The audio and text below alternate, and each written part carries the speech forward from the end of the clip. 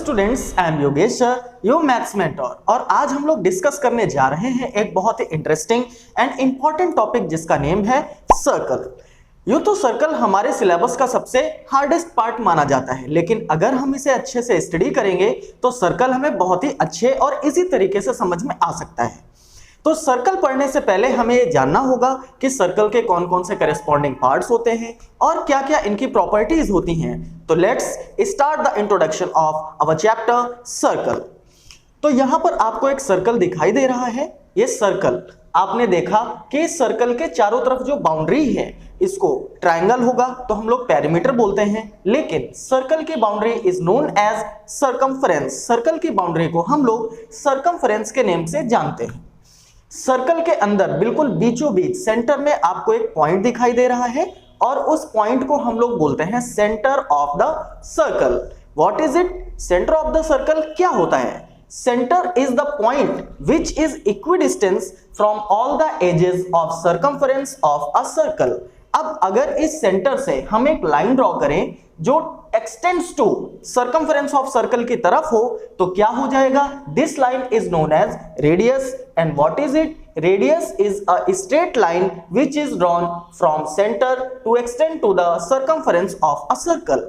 अगर हम लोग इस रेडियस को अदर एज ऑफ सर्कमफरेंस तक आगे बढ़ाते हैं तो this line is known as diameter. और आपको ये बात याद रखनी है, diameter is always double than the radius. अगर आपको डायमीटर गिवन होगा तो आप रेडियस फाइंड कर सकते हैं, और अगर आपको क्वेश्चन में रेडियस गिवन है तो आप डायमीटर फाइंड कर सकते हैं।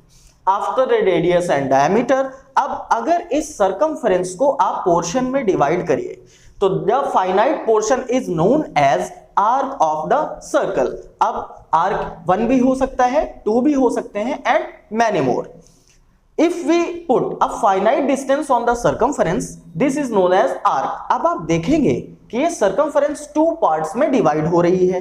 The upper one means to say the major one is known as major arc and the smaller one is known as minor arc। अब arc के बाद हम लोगों को ये समझना है what is chord and what is its property।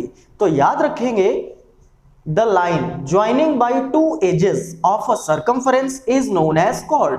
Circle के इंटीरियर के अंदर कोई भी ऐसी लाइन जो सर्कमफरेंस के 2 एजेस को ज्वाइन करती है वही कॉर्ड है।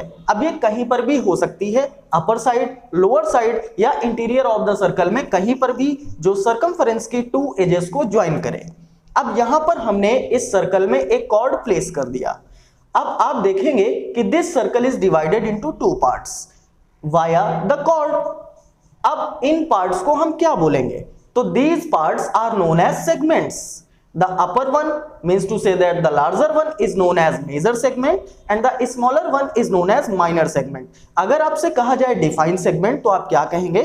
The segment is the region bounded between any chord of a circle and the corresponding arc of the circle। अब ये सारी की सारी बातें आपने सीख ली हैं। अब अगर इस सर्कल में सिर्फ और सिर्फ एक आर्क लिया जाए और इसे मैच कर दिया जाए सेंटर ऑफ द सर्कल से, तो आर्क की बाउंड्रीज आप सेंटर ऑफ द सर्कल से मैच करेंगे तो यहां पर भी आपको एक पार्ट मिल गया जो सर्कल को डिवाइड कर रहा है। These parts are known as sector।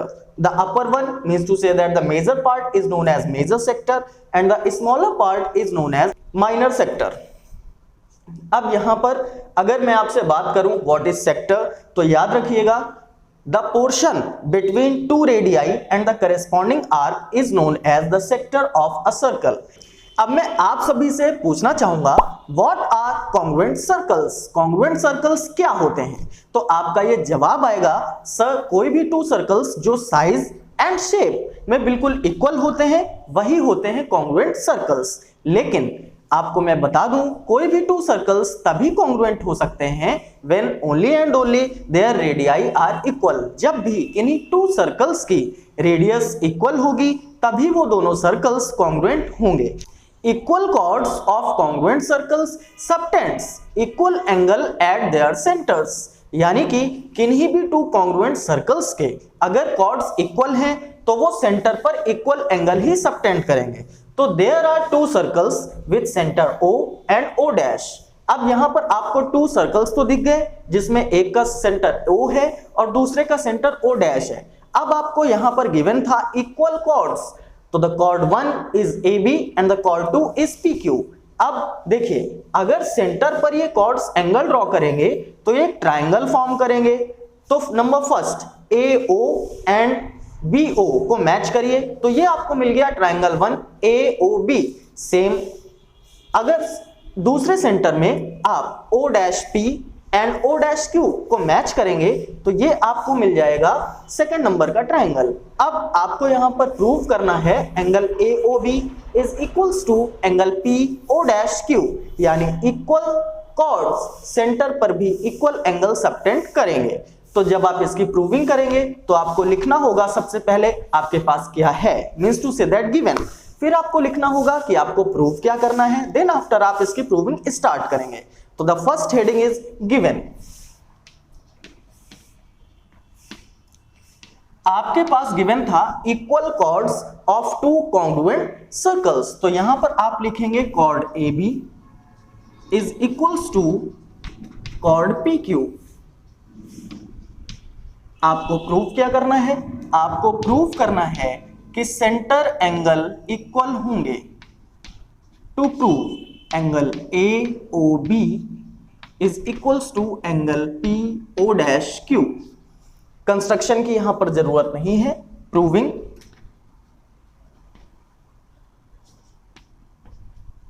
आपको टू ट्राइंगल्स दिखाई दे रहे हैं, तो आप लिखेंगे in triangle AOB and triangle PO'Q। अब यहां पर आपको कॉन्ग्रुएंसी का टर्म प्रूव करना है। अगर आपने इन दोनों में कॉन्ग्रुएंसी प्रूव कर दी तो बाय CPCT यानी corresponding parts of congruent triangles आपके एंगल्स ऑलरेडी इक्वल हो जाएंगे।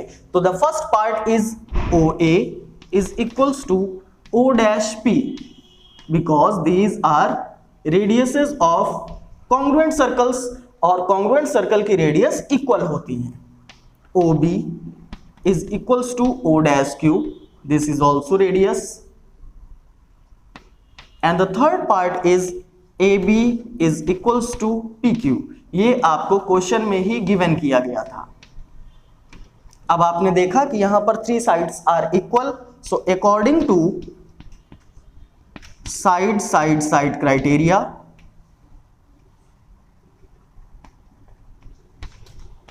triangle AOB is congruent with triangle PO'Q। अब जब ये दोनों ट्राइंगल्स कॉन्ग्रुएंट आपने प्रूव कर दिए तो इनके सारे करेस्पॉन्डिंग पार्ट्स भी आप इक्वल बोल सकते हैं। So we can say that, क्या प्रूव करना था आपको सेंटर एंगल प्रूव करने थे। Angle AOB is equals to angle PO'Q, और आपने सेंटर एंगल प्रूव कर लिए हैं बाय CPCT। तो ये तो बात हुई थ्योरम नंबर 1 की। अब इसके बाद हम लोग चलते हैं सेम इसी तरह की एक थ्योरम नंबर 2 पर।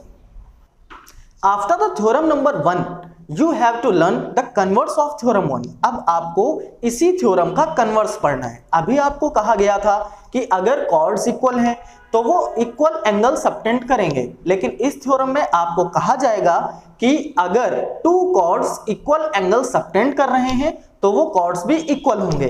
तो theorem number 2 the converse of theorem 1, the statement is if two chords of congruent circles subtends equal angle at the center, then the corresponding chords are equal। figure is same, आपको to circles draw करने हैं with centre O and O'। यहां पर आपको कोई भी two chords draw करने हैं जो इक्वल एंगल ड्रॉ करते हैं सेंटर में। तो आप यहां सेंटर से ड्रॉ करिए। सेंटर से अगर आप इक्वल एंगल ड्रॉ करेंगे बाय द रेडियाइज तो यहां पर आपको टू आर्क्स मिल गए, और टू आर्क्स को अगर आप मैच करें तो आपको टू कॉर्ड्स मिल जाएंगे। The first one is AB and the other one is PQ। अब फिगर तो आपको मिल गया। अब आपके पास गिवन क्या है, सेंटर एंगल इज इक्वल। आपको प्रूव क्या करना है, the corresponding chords are equal. तो आइए प्रूविंग करते हैं। गिवन आपको कहा गया centre angle means to say that AOB is equals to the angle PO'Q, और आपको प्रूव क्या करना है, टू प्रूव आपको प्रूव करना है कि ये सेंटर एंगल जिस भी कॉर्ड से बने हैं, means to say that chord AB और कॉर्ड PQ से, आपको उन कॉर्ड्स को इक्वल प्रूव करना है। प्रूविंग, यहां पर भी आपको 2 ट्राइंगल्स दिखाई दे गए और इन 2 ट्राइंगल्स को अगर आप कॉन्ग्रुएंट प्रूव कर लेंगे तो यहां पर कॉर्ड्स भी बाय CPCT से प्रूव हो जाएंगे। तो लिखेंगे in triangle AOB and triangle PO'Q, OA is equals to OP because it is the radius of circle। और आप जानते हैं कि किन्हीं भी 2 कॉन्ग्रुएंट सर्कल्स की रेडियसेस इक्वल होती हैं। Second part OB is equals to O'Q, it is also radius, ये O'P है बच्चों। अब उसके बाद थर्ड वन आपको गिवन क्या किया गया था, आपको गिवन किया गया था angle AOB is equals to angle PO'Q, ये पार्ट आपको गिवन किया गया था। तो यहां से आप देखिए साइड एंगल साइड क्राइटेरिया आप ऑब्जर्व कर रहे हैं, तो according to side angle side criteria triangle AOB is congruent with triangle PO'Q। और जब आपने कॉन्ग्रुएंसी प्रूव कर ली, so we can say that इसके कॉन्ग्रुएंट पार्ट्स या करेस्पॉन्डिंग पार्ट्स इक्वल होंगे, means to say chord AB is equals to chord PQ। और इस तरीके से आपने फर्स्ट थ्योरम का कन्वर्स या थ्योरम 2 प्रूव कर ली। अब इसके बाद हम लोग चलेंगे द मोस्ट इंपॉर्टेंट थ्योरम की तरफ, तब तक आप इसको अच्छे से समझ लीजिए। अब मैं आप सभी से क्वेश्चन पूछना चाहूंगा, अगर किसी सर्कल में कोई भी कॉर्ड ड्रॉ किया जाए और उस कॉर्ड में सेंटर से परपेंडिकुलर डाल दिया जाए तो वो कॉर्ड को किस रेशियो में डिवाइड करेगा? क्या ये कॉर्ड को बाइसेक्ट करेगा या फिर ये कॉर्ड को किसी एक फाइनाइट रेशियो में डिवाइड करेगा? तो हमारी नेक्स्ट थ्योरम इसी क्वेश्चन से रिलेटेड है। तो आइए चलते हैं हमारी नेक्स्ट थ्योरम की तरफ। तो इस थ्योरम का स्टेटमेंट है द लाइन या the perpendicular draw through the centre in a chord is bisect the chord, यानी कोई भी ऐसी लाइन या परपेंडिकुलर सेंटर से कॉर्ड में डाली जाए जो परपेंडिकुलर हो और 90 डिग्री का एंगल बनाती हो, तो वो कॉर्ड को बाइसेक्ट यानी 2 इक्वल पार्ट्स में डिवाइड करेगा। अब इसके लिए आपके पास एक फिगर है, एक ऐसा सर्कल जिसका सेंटर आपने ले लिया है O और इसमें आपने कहीं पर भी इंटीरियर ऑफ द सर्कल में एक कॉर्ड ड्रॉ किया और उस कॉर्ड को नेम दे दिया AB। अब इस AB लाइन में आपको थ्रू द सेंटर यानी O से एक परपेंडिकुलर ड्रॉ करना है और ये परपेंडिकुलर हो गया OM जो 90 डिग्री का एंगल ड्रॉ कर रहा है। अब आपको यहां पर गिवन क्या क्या चीजें हैं? गिवन है कि OM परपेंडिकुलर टू AB और आपको प्रूफ क्या करना है? आपको प्रूफ करना है कि ये परपेंडिकुलर कॉर्ड को बाइसेक्ट करेगा, means to say that AM is equals to BM। तो आइए प्रूव करते हैं। गिवन क्या गिवन है आपको? गिवन है O is the centre, OM perpendicular to AB और आपको प्रूफ क्या करना है? टू प्रूफ आपको प्रूफ करना है AM part is equals to the BM। Proving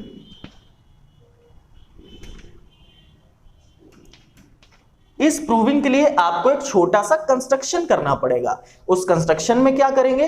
आपको AO और BO को मैच कर देना है बिकॉज दीज आर रेडियसेस। अब आपको यहां पर 2 ट्राइंगल्स दिखाई दे रहे हैं, कौन कौन सा? In triangle AOM and triangle BOM। यहां पर आपको इन 2 ट्राइंगल्स पर ही वर्क करना है। तो सबसे पहला आपको क्या दिखाई दे रहा होगा? आपको दिखाई दे रहा है AO is equals to BO because these are radiuses। Second thing आपसे कहा गया परपेंडिकुलर अगर परपेंडिकुलर है तो वो बोथ साइड 90 डिग्री का एंगल ड्रॉ कर रहा होगा, तो this side also 90 and other side also 90. Angle AMO is equals to angle BMO because these are perpendicular and the angle form 90 degree. Third condition आपको क्या दिखाई दे रही है, क्या आप पहचान पा रहे हैं? Yes, the third condition is OM. ये इधर भी है और अदर पार्ट में भी है, तो OM कॉमन लाइन हो जाएगी. OM is equals to OM. This is common line. अब यहां पर आपको ये क्राइटेरियाज मिल गए, तो आप लिखेंगे according to RHS criteria, right angle hypotenuse side, according to RHS criteria triangle AOM is congruence with triangle BOM. और जैसे ही ये दोनों के दोनों ट्राइंगल्स कॉन्ग्रुएंट होंगे तो इनके करेस्पॉन्डिंग पार्ट्स भी इक्वल हो जाएंगे. So we can say that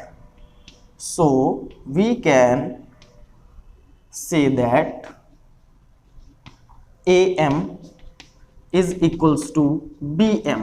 और जैसे ही आप ये प्रूव करके लाएंगे AM is equals to BM, तो आप ये कह सकते हैं कि the perpendicular drawn through the centre of a chord is bisect the chord. और इस तरीके से थ्योरम आपकी प्रूव हो जाएगी.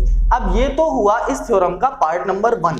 अगर इसके कन्वर्स की बात करें तो इसके कन्वर्स में आपसे क्या कहा जाएगा कि किसी भी कॉर्ड में सेंटर से एक लाइन ड्रॉ की गई है जो इस कॉर्ड को बाइसेक्ट करती है, तो प्रूव करिए कि वो लाइन 90 डिग्री यानी परपेंडिकुलर होगी. तो ये इसी का कन्वर्स हो जाएगा. और उस कंडीशन में आप क्या करेंगे, उस कंडीशन में आपको गिवन पार्ट में AM is equals to BM लिखना होगा.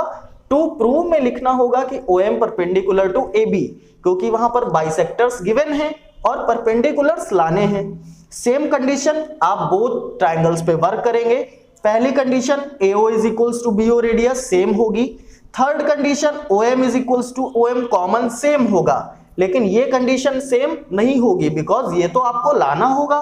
तो उस कंडीशन में आप वर्क करेंगे AM is equals to BM जो गिवन पार्ट है. ये लाइन यहां पर आएगी गिवन की कंडीशन में, और आपका कौन सा क्राइटेरिया लगेगा, साइड क्राइटेरिया.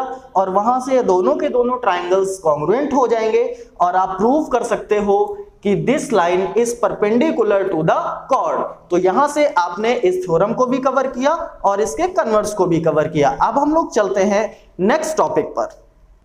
अब हम लोग बात करने जा रहे हैं इस चैप्टर की सबसे इंपॉर्टेंट थ्योरम की. और ये थ्योरम ना सिर्फ इंपॉर्टेंट है बल्कि इसका एप्लीकेशन भी आगे क्वेश्चंस में बहुत ही ज्यादा यूज होगा. Means to say that widely use है इसका ऑल ओवर सर्कल चैप्टर के क्वेश्चंस में. तो आइए इस थ्योरम को समझते हैं. तो थ्योरम का स्टेटमेंट है equal chords of a circle, यानी किसी भी सर्कल की two equal chords are equidistance from the centre से इक्वल डिस्टेंस पर होती हैं. तो सबसे पहले इसका फिगर ड्रॉ करते हैं. तो सबसे पहले एक सर्कल ड्रॉ किया जाएगा जिसका सेंटर O है. अब इस सर्कल में आपको टू इक्वल कॉर्ड्स ड्रॉ करनी है और वो इक्वल कॉर्ड्स हो गई AB एंड CD. अगर आप देखें तो AB एंड CD की लेंथ इक्वल है. अब आप क्या करेंगे, आपको ये प्रूव करना है कि इन दोनों कॉर्ड्स को अगर O से लाइन ड्रॉ की जाए तो वो इक्वल लाइंस ड्रॉ होंगी. तो आप O से AB को मैच कर दीजिए जो पॉइंट M पर मैच होता है, और CD को O से मैच कर दीजिए जो पॉइंट N पर मैच होता है. अब आपको प्रूव करना है the line OM is equals to the line ON. तो आइए वर्क करते हैं. तो सबसे पहले आपने लिखा गिवन. इस कंडीशन में आपको गिवन था two chords are equal. Two chords AB is equals to CD. अब एक बात मैं आपको बता दूं, अगर टू कॉर्ड्स इक्वल हैं और अगर सेंटर से परपेंडिकुलर डाला गया है तो वो कॉर्ड को बाइसेक्ट करता है. ये बात अभी अभी हम लोगों ने प्रीवियस थ्योरम में प्रूव कर रखी है. तो AB is equals to CD भी आप लिख सकते हैं, और इस क्वेश्चन में यूज के लिए आप AM is equals to CN भी ले सकते हैं, जो कि हम लोग आगे लेने वाले हैं. अब इसमें आपको प्रूव क्या करना है, टू प्रूव आपको प्रूव करके लाना है OM is equals to ON means to say that ये जो डिस्टेंसेस हैं कॉर्ड की सेंटर से ये इक्वल होंगी, ये आपको प्रूव करना है। अब इसमें आप छोटा सा कंस्ट्रक्शन करिए, जो लाइन AO है आप उसे मैच कर दीजिए और लाइन CO को मैच कर दीजिए, ये दोनों रेडियसेस होंगी यानी रेडियाई। प्रूविंग, जब आपने रेडियस मैच की है तो आपको ट्रायंगल भी मिल गया। तो यहां पर आपको two triangles on one side दिख रहे होंगे, कौन सा? Triangle AOM and triangle CON। तो आप लिखेंगे in triangle AOM and triangle CON, इन दोनों पर ही आपको वर्क करना है। तो सबसे पहली कंडीशन, दोनों की रेडियस इक्वल होंगी क्योंकि सेम सर्कल है और सेम सर्कल की रेडियस में कोई भी डिफरेंस नहीं होता। तो सबसे पहली कंडीशन आ गई आपके पास, AO is equals to CO because this is radius of circle. Second condition, यहां पर आपको गिवन क्या था? AB is equals to CD। आपको प्रीवियस थ्योरम्स में पढ़ाया गया है कि अगर सेंटर से परपेंडिकुलर ड्रॉ किया जाए तो वो इन कॉर्ड्स को इक्वल डिस्टेंस में डिवाइड करता है। तो यहां पर अगर chord AB is equals to CD आपको गिवन किया गया और सेंटर से परपेंडिकुलर ड्रॉ किया गया तो क्या हो जाएगा? यहां पर जो AM लाइन है वो CN लाइन के इक्वल हो जाएगी। तो यहां पर आप लिख सकते हैं AM is equals to CN। ये क्या है? These are bisectors of equal chord. These are bisectors of equal chord. अब कंडीशन नंबर थर्ड, ये आपको पहले ही बता दिया गया था कि सेंटर से परपेंडिकुलर डाला गया है और यही आपको इक्विडिस्टेंस प्रूव भी करना है। तो the third condition is angle OMA is equals to angle ONC because this angle measures 90 degree. अब यहां पर देखिए, आपको राइट एंगल मिल रहा है, यस मिल रहा है। आपको रेडियस यानी ये हाइपोटेनियस का पार्ट है और ये अनदर साइड हो गई। तो यहां पर कौन सा क्राइटेरिया अप्लाई होगा? यहां पर होगा राइट एंगल हाइपोटेनियस साइड। तो आप लिखेंगे according to RHS criteria, according to RHS criteria, triangle AOM is congruent with triangle CON। और जैसे ही ये दोनों के दोनों ट्रायंगल्स कॉन्ग्रुएंट प्रूव हो जाएंगे तो बाय CPCT आप ये कह सकते हैं कि the line OM is equals to line ON। और ये आपने प्रूव कर लिया। क्या आपने प्रूव किया कि कोई भी टू इक्वल कॉर्ड्स सेंटर से इक्विडिस्टेंस होते हैं। याद रखिए, this is most important theorem of this topic और इसका एप्लीकेशन आगे क्वेश्चंस में भी यूज होने वाला है। हम समझ ली हैं और अब हम लोगों को बात करनी है कुछ इंपॉर्टेंट क्वेश्चंस की। तो उन इंपॉर्टेंट क्वेश्चंस के पहले मैं आपको रिवाइज करा दूं कुछ चीजें। जस्ट लाइक कि अगर किसी भी कॉर्ड में अगर किसी भी सर्कल में टू इक्वल कॉर्ड्स हैं तो वो सेंटर से इक्विडिस्टेंस होती हैं। अदर थिंग, अगर सर्कल में कोई भी कॉर्ड ड्रॉ की गई है तो वो ऑलवेज सेंटर से पास की हुई लाइन या परपेंडिकुलर से बाइसेक्ट होगी। अगर परपेंडिकुलर डाला जाए सेंटर से तो वो कॉर्ड को बाइसेक्ट करेगा। हमारा अगला क्वेश्चन भी कुछ इसी तरीके है। एक और चीज समझ लीजिए, कोई भी टू सर्कल्स अगर आपस में इंटरसेक्शन करते हैं तो वो ओनली 2 पॉइंट्स पर ही इंटरसेक्ट कर सकते हैं, उससे ज्यादा पॉइंट्स पॉसिबल नहीं है। To circles of radius 5 centimetre and 3 centimetre intersect at 2 points और उनके बीच में जो इंटरसेक्शन के पॉइंट्स हैं उनको मैच करते हुए एक कॉमन कॉर्ड ड्रॉ किया गया है और उस कॉमन कॉर्ड की लेंथ आपको फाइंड करनी है, जबकि उनके सेंटर की डिस्टेंस आपको गिवन है 4 सेंटीमीटर। तो देखिए क्वेश्चन को हम लोग फिगर के मीडियम से समझते हैं। तो सबसे पहले आपने ये सर्कल ड्रॉ कर लिया with radius 5 centimetre and the other circle with radius 3 centimetre. यहां पर आपने 2 सर्कल्स ड्रॉ कर लिए। अब इन दोनों के जो पॉइंट्स ऑफ इंटरसेक्शन है इनको मैच करते हुए आप कॉमन कॉर्ड ड्रॉ करेंगे। अब यहां पर देखिए, पहले सर्कल का सेंटर ये हो गया और दूसरे सर्कल का सेंटर ये हो गया। इन दोनों को जब आप मैच करेंगे तो इनके बीच की डिस्टेंस आपको गिवन है 4 सेंटीमीटर। इस कॉर्ड का नेम AB ले लीजिए और आपको यही AB की लेंथ फाइंड करनी है। तो AB की लेंथ अगर आप लेट करते हैं 2x, let the length of AB is equals to 2x, तो अभी आपको पढ़ाया गया कि अगर सेंटर से परपेंडिकुलर ड्रॉ किया जाए तो वो पूरे कॉर्ड को बाइसेक्ट करता है। तो अगर पूरा AB 2x है तो आप बताइए AM कितना होगा? AM हो जाएगा x। क्लियर? अब उसके बाद ये सेंटर O एंड ये सेंटर O डैश कंसीडर करेंगे। अगर OA को मैच करे तो ये क्या हो गया? रेडियस। अगर O डैश A को मैच करे तो ये भी हो गया रेडियस। और कितना गिवन है? First radius is 5 centimetre and the other radius is 3 centimetre. अब यहां पर जब दोनों की रेडियस में वेरिएशन है तो दोनों के सेंटर से कॉर्ड की डिस्टेंस में भी वेरिएशन होगा। आपको टोटल डिस्टेंस तो पता है 4 सेंटीमीटर, लेकिन आपको यहां पर पोर्शंस की डिस्टेंस नहीं पता है। तो द पोर्शन फर्स्ट आप A लेट कर लीजिए, तो सेकंड पोर्शन कितना हो जाएगा? सेकंड पोर्शन हो जाएगा 4 minus A। Second portion 4 minus A हो जाएगा। अब आपको एक ट्राइंगल दिख रहा है OAM और अदर ट्राइंगल दिखाई दे रहा होगा O'AM। इन दोनों ट्राइंगल्स पर आपको वर्क करना है by the theorem of Pythagoras और यहां से आपको x की वैल्यू फाइंड करनी है। जब x की वैल्यू आप फाइंड कर लेंगे तो आपके पास 2x यानी लेंथ ऑफ कॉर्ड AB की वैल्यू आ जाएगी। तो आइए सॉल्व करते हैं। तो यहां पर आप जब इन ट्राइंगल AO'M पर वर्क करेंगे तो बाय द पाइथागोरस 90 के सामने आपको 3 मिलेगी हाइपोटेनियस। तो in triangle AO'M 3 square is equals to A square plus x square. अब आपको अगर x की वैल्यू फाइंड करनी है तो आप x स्क्वायर को सिंगल करिए, बाकी सारी की सारी वैल्यूज को ट्रांसपोज कर दीजिए। तो यहां से आएगा 9 और A स्क्वायर ट्रांसपोज होके LHS में आ गया is equals to x square. ये हो गया इक्वेशन नंबर 1। सेम ऐसे ही अगर आप ट्राइंगल OAM पर वर्क करेंगे तो क्या होगा? लिखिए इन ट्राइंगल OAM यहां पर हाइपोटेनियस है 5, तो ये हो जाएगा 5 square is equals to 4 minus A whole square plus x square. Same process यहां पर भी आपको x स्क्वायर की वैल्यू फाइंड करनी है, तो सारी की सारी वैल्यूज आप ट्रांसपोज कर देंगे।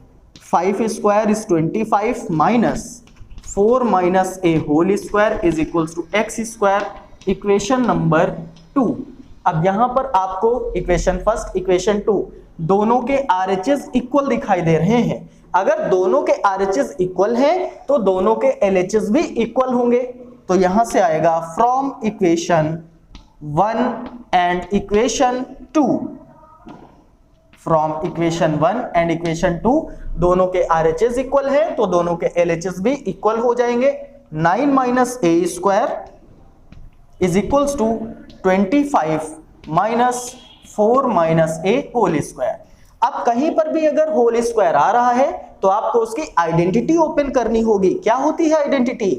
A minus B whole square is equals to A square plus B square minus 2AB। उसी के अकॉर्डिंग ये सॉल्व होगा। 9 minus A square is equals to 25 minus 16 plus A square minus 8A। देखिए आपने यहां पर आइडेंटिटी ओपन कर ली है, ब्रैकेट के बाहर माइनस है तो अंदर के सारे साइंस चेंज हो जाएंगे। तो ये हो जाएगा 9 minus A square is equals to 25 minus 16 minus A square plus 8A। सारी वैल्यूज को वन साइड ट्रांसपोज करेंगे तो देखिए 9 माइनस A स्क्वायर 25 माइनस 16 भी 9 होगा और 9 जब LHS में आएगा तो माइनस 9 हो जाएगा। माइनस A स्क्वायर आया तो प्लस A स्क्वायर हो गया, 8A बच गया। Positive A square negative A square cancel, positive 9 negative 9 cancel, 8A की वैल्यू आ गई 0। तो A की वैल्यू 0/8 यानी A आ गया आपके पास 0। अगर A 0 हो गया तो अब इस A की वैल्यू आप इक्वेशन नंबर 1 में प्लेस करके x फाइंड कर सकते हैं। यस ऑफ कोर्स कर सकते हैं। तो place the value of A place value of A in equation 1। क्या था equation? 9 minus A square is equals to x square, 9 minus A square. तो अगर ए 0 है तो उसका स्क्वायर भी 0 होगा, तो 9 minus 0 is equals to x square. यहां से एक्स स्क्वायर की वैल्यू आ गई 9, एक्स की वैल्यू हो गई √9। और आपको पता है कि रूट से जब कोई डिजिट बाहर आएगी तो क्या हो जाएगा? उसका स्क्वायर रूट बाहर आता है। तो x की वैल्यू हो गई आपके पास 3। अगर x 3 आ गया, आपको फाइंड करना था कॉर्ड AB, तो आप क्या लिखेंगे? Length of chord AB is equals to length of chord AB आपने लेट की थी 2x, मींस टू से 2 मल्टीप्लाइड बाई 3, और आपका फाइनल आंसर हो गया 6 सेंटीमीटर। ये क्वेश्चन आपको अच्छे से समझ में आ गया होगा। एक बार और मैं रिवाइज कर देता हूं। आपको 2 सर्कल्स दिए थे with radii 5 centimetre and 3 centimetre, और उनके बीच की डिस्टेंस थी 4 सेंटीमीटर। आपने length of cord 2x late की, जिससे हाफ x हो गया, और आपने इन दोनों ट्राइंगल्स को by the Pythagoras 2 equations find की और उनके LHS इक्वल कराए। a की वैल्यू आ गई, और जैसे ही a की वैल्यू मिली आपने इक्वेशन 1 में प्लेस की और x की वैल्यू फाइंड कर ली। अब x की वैल्यू का डबल आपने लेंथ ऑफ कॉर्ड लेट किया है, तो यहीं से आपका फाइनल आंसर आपको मिल जाता है। इन प्रीवियस क्वेश्चन हम लोगों ने ये स्टडी किया कि कैसे कोई भी 2 सर्कल्स जो आपस में इंटरसेक्ट करते हैं उनके कॉमन कॉर्ड की लेंथ कैसे फाइंड की जा सकती है। और अब हम लोग पढ़ने वाले हैं एक और भी इंपॉर्टेंट थ्योरम, और ये थ्योरम रिलेटेड है आर्क से। तो इस थ्योरम का स्टेटमेंट है the angle subtended bye an arc at the centre is double two the angle subtended by any other part of the interior of circle. यानी अगर किसी भी सर्कल में, ये आपके पास कोई सर्कल हो गया और इसमें आपने कोई एक फाइनाइट आर्क ले लिया PQ। अब ये एक आर्क है और ये इसका सेंटर है O, और किसी भी सर्कल के कोई भी फाइनाइट आर्क जो भी एंगल सेंटर पर सबटेंड करता है is always double two the angle subtended by any other part of circle. ये O आप यहां से यहां ले लीजिए। ये हो गई कंडीशन नंबर 1। अब क्या ये आर्क सिर्फ यहीं से यहां तक हो सकता था या इससे ज्यादा या कम भी हो सकता था? तो कंडीशन नंबर 2, एक और सर्कल आपने ड्रॉ कर लिया और उसमें आपने आर्क ले लिया ये PQ जो डायामीटर पे लाई कर रहा है। अब ये O हो गया आपका centre, O is your centre, और यहां से अगर आप देखें तो ये एनी अदर पार्ट का एंगल हो गया, और ये POQ ये हो गया आपका सेंटर एंगल। यानी ये जो PQ आर्क सेंटर पर एंगल सबटेंड कर रहा है। क्या इसके अलावा भी कोई कंडीशन पॉसिबल है? Yes of course, one more condition is possible. कौन सी? एक और सर्कल आपने ड्रॉ किया और उस सर्कल में आपने ये P और ये Q, यहां पर माइनर आर्क था, यहां पर आपने सेमी सर्कल का आर्क लिया हुआ है और यहां पर आपने मेजर आर्क ले लिया। अब ये PQ आपको दिखाई दे रहा है, this is centre of circle. अगर आप देखें तो इस मेजर आर्क के थ्रू ये सेंटर एंगल ड्रॉ हो रहा है, और ये हो गया आपका अदर पार्ट, ये एंगल हो गया। अब यहां पर आपको ये प्रूव करके लाना है इन 3 केसेस में कि जो सेंटर एंगल होता है वो ऑलवेज डबल होगा एनी अदर पार्ट्स के एंगल से, सबटेंडेड बाय एन आर्क। ये मेजर आर्क, ये सेमी सर्कल का आर्क, और ये हो गया माइनर आर्क। तो इस कंडीशन की प्रूविंग सबसे पहले गिवन क्या है?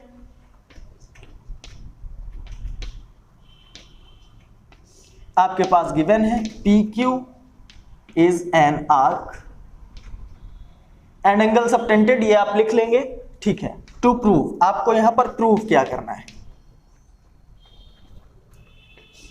Angle POQ is twice the angle of, इसका नेम आप A दे दीजिए, same as A, to angle PAQ। ये आपको प्रूव करके लाना है। अब इसकी प्रूविंग के लिए आप क्या करेंगे? कंस्ट्रक्शन।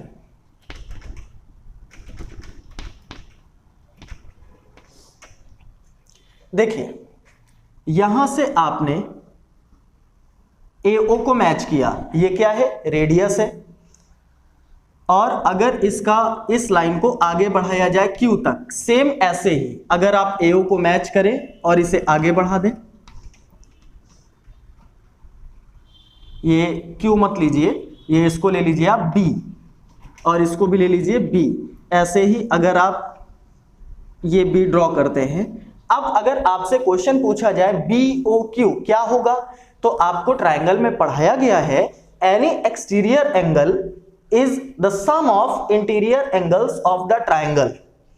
तो यहां पर अगर एंगल BOQ आपसे पूछा जाए तो एंगल BOQ क्या हो जाएगा, चाहे इस कंडीशन पर लीजिए, चाहे इस कंडीशन पर लीजिए और चाहे इस कंडीशन पर लीजिए, ये तीनों कंडीशंस पे फॉलो होगा कि अगर BOQ का सम है तो वो OAQ एंड OQA के इक्वल होगा।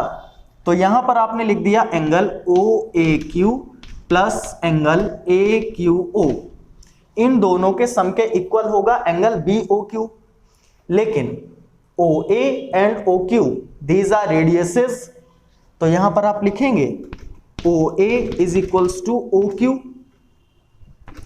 OA is equals to OQ because these are radiuses. So triangle OAQ is isosceles. OAQ कैसा हो गया, आइसोसेल्स ट्रायंगल हो गया। और आइसोसेल्स ट्रायंगल में जो साइड्स इक्वल होती हैं उनके करस्पॉन्डिंग एंगल्स भी इक्वल होते हैं। तो यहां पर क्या रिजल्ट आ गया आपके पास, angle OAQ is equals to angle AQO because corresponding angles are equal to the equal corresponding sides. अब यहां पर देखिए इस लाइन में क्या था, angle BOQ is equals to angle OAQ plus ये जो AQO लिखा हुआ है आप इसकी जगह पर OAQ भी प्लेस कर सकते हैं, तो आपने प्लेस कर दिया OAQ। तो यहां से एंगल BOQ कितना आ गया आपके पास, ये हो गया 2 एंगल OAQ। आपने वन साइड ये वर्क किया कि एंगल BOQ आपके पास कितना आ गया, 2 एंगल OAQ। ये हो गया कंडीशन नंबर फर्स्ट, ये कंडीशन नंबर फर्स्ट हो गई आपके लिए। सिमिलरली अभी आपने RHS में वर्क किया है, अब ऐसा ही वर्क आप LHS में करिए तो क्या होगा, सिमिलरली एंगल BOP, अगर आप एंगल BOP फाइंड करें तो सेम एंगल BOP ये एंगल OAP प्लस OPA के सम के इक्वल होगा। OA एंड OP ये दोनों रेडियसेस हैं, अगर रेडियस है तो OAP आइसोसेल्स ट्रायंगल फॉर्म हो जाएगा और आइसोसेल्स ट्रायंगल में टू साइड्स आर इक्वल और उनके करस्पॉन्डिंग एंगल भी इक्वल होंगे। तो यहां से आपका रिजल्ट आएगा 2 एंगल OAP। ये हो गई आपकी कंडीशन नंबर सेकंड। अब अगर आप इन दोनों को ऐड कर दें तो यहां से angle BOQ plus angle BOP is equals to 2 angle OAQ plus 2 angle OAP।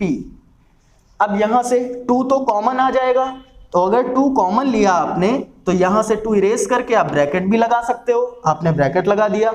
अब क्या हो जाएगा BOQ प्लस BOP, देखिए BOQ प्लस BOP तो आप लिख सकते हैं एंगल POQ, ये आपने लिख दिया एंगल POQ क्योंकि इन दोनों एंगल्स का सम एंगल POQ होगा।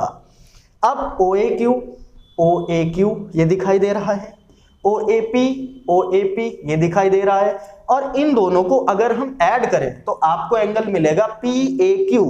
तो 2 कोफिशिएंट लगा हुआ है और ये मिल गया PAQ। यही आपको प्रूव करके लाना था। सेम ये कंडीशन यहां पर भी फॉलो होती है, यहां पर भी फॉलो होती है और इस थर्ड कंडीशन में भी फॉलो होती है। तो ये मोस्ट इंपॉर्टेंट टॉपिक आपको समझना ही समझना है और इसी से रिलेटेड क्वेश्चंस आपके आगे पूछे जाने वाले हैं। तो ये थ्योरम आपको अच्छे से समझ में आ गई होगी। आइए चलते हैं नेक्स्ट थ्योरम की तरफ।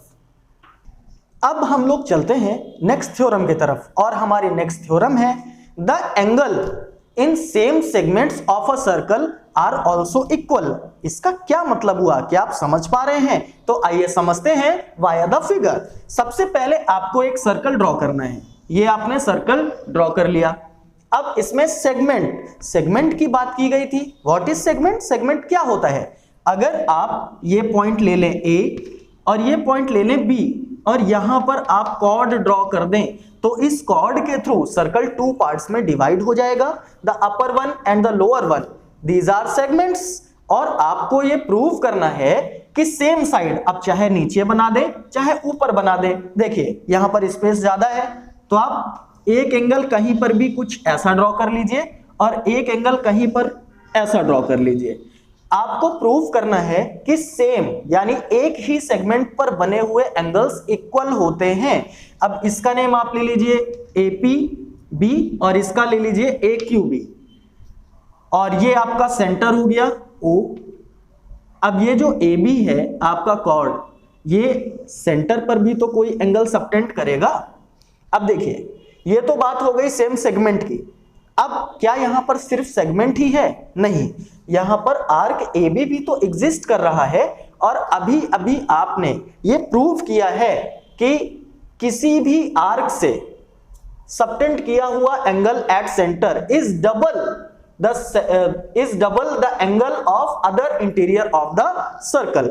यानी ये जो एंगल ये आर्क सबटेंड कर रहा है ये डबल होगा इस एंगल से। यही आपने भी प्रीवियस थ्योरम में प्रूव किया है। तो यहां से क्या हो जाएगा? हो जाएगा angle AOB is equals to angle APB। Similarly इसी तरह से आप लिख सकते हैं angle AOB central angle is equals to angle AQB। अब अगर आपसे बोला जाए कि इनका रीजन लिखिए, तो इनके रीजन में आप क्या लिखेंगे? आप लिखेंगे the angle subtended by an arc at the center is double या twice is double to the angle subtend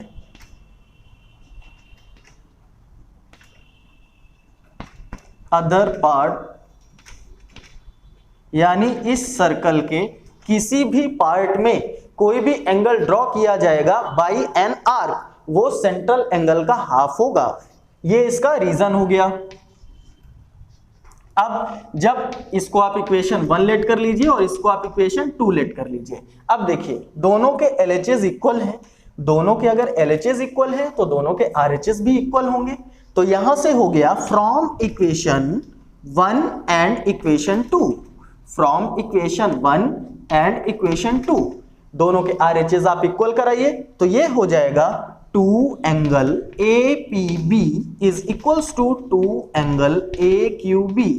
the magnitude are cancelled with magnitude, यानी जो कोफिशिएंट्स हैं वो कैंसिल हो जाएंगे और आपका फाइनल रिजल्ट क्या आया?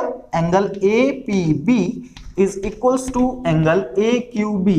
अब जरा देखिए ये APB और AQB कहां एग्जिस्ट करते हैं?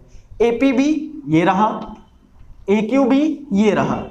ये दोनों अगर AB एक कॉर्ड होता तो सेम साइड ऑफ सेगमेंट्स होते।